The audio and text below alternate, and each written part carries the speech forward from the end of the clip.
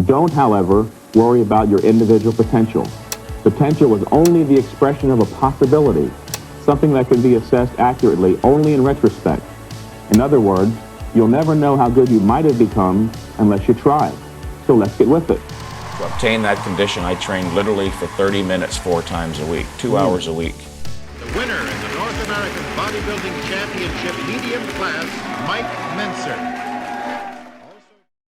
Bodybuilding, a sport that has been shaped by numerous influential figures. One such person is Mike Mentzer, a man whose impact in the field extends beyond his impressive physique to his revolutionary training techniques. Through his dedication to science-based lifting, Mentzer left a legendary mark on bodybuilding that continues to influence the sport to this day. Born on November 15th, 1951, in Ephrata, Pennsylvania, Mike Mentzer's journey into bodybuilding began at just age 11. After being inspired by the bodybuilders he had seen in magazines while at the store with his mother, Mike really discovered his own passion for sculpting the human body when his father purchased weights for him to use. Those proverbial often heard stories in bodybuilding. I was at a drugstore with my mother in my hometown of Ephrata, Pennsylvania, and while she was off doing some shopping, I was looking over the magazines, and all of a sudden my attention was arrested by the sight of a muscle man. And I knew instantly, there was no lag time, this is what I was going to be, and it was a love affair, and I've been doing it ever since. From the very beginning, it was clear he had a natural gift for bodybuilding. After graduating high school, he served in the Air Force for 4 years, and it was during this time that Mike entered his first bodybuilding contest, the 1969 Mr. Lancaster County Contest, and he won. And just a year later, he won the Mr. Pennsylvania contest. Essentially, Mike Mentzer was a bodybuilding prodigy, and he knew it. Mentzer's most significant contribution to bodybuilding lies in his use of H.I.T, as in high-intensity training. This revolutionary approach challenged the conventional wisdom of high-volume training by instead emphasizing the importance of intensity and recovery. Mentzer's training was rooted in scientific principles, as he was very invested in his research and education as a med student.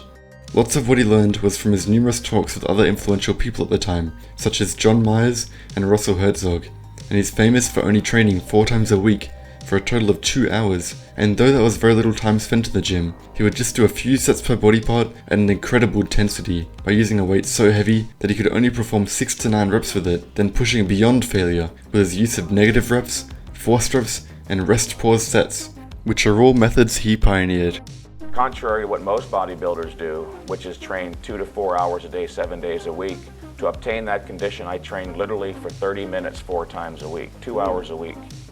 Yeah, because the theory that you always hear is that it does require hours and hours to look like that. The mistaken premise there is that more is better.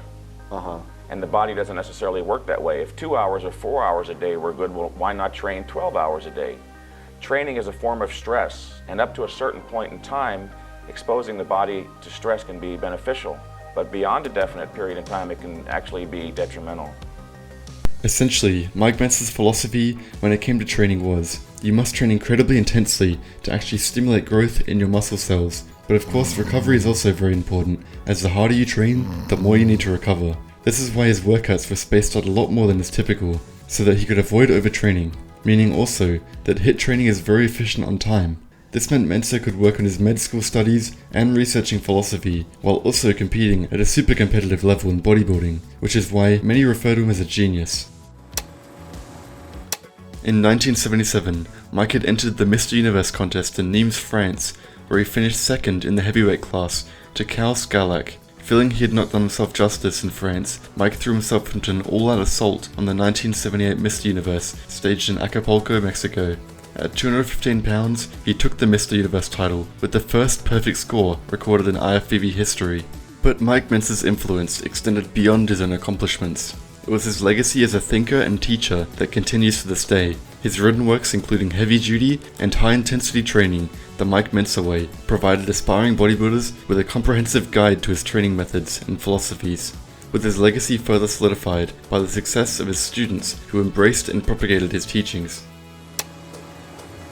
Mike Mentzer's story is a very unique one. From his perfectly scoring physique to his research on high-intensity training, he achieved an incredible amount of things during the 49 years he was alive, writing several in-depth articles to educate and push forward the sport of bodybuilding. For this, there's no doubt he'll forever be a legendary figure.